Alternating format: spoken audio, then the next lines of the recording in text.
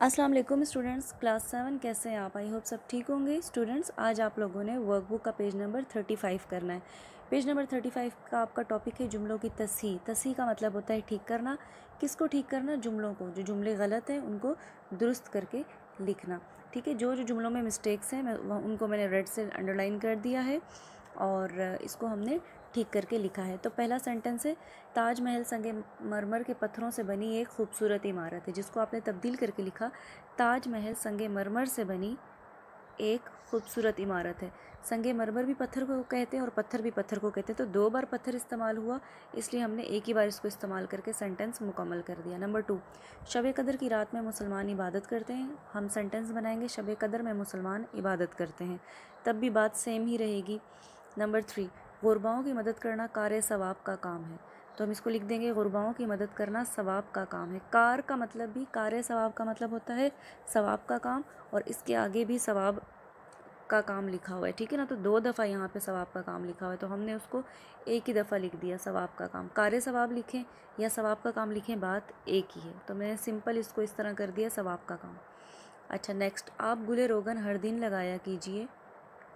तो आप गुले रोगन का तेल है, तो हमने का तेल को वहाँ से स्किप कर दिया। आप गुले रोगन हर दिन लगाया कीजिए। नेक्स्ट है, बराए मेहरबानी करके मेरे ख़त का जवाब जल्द दें।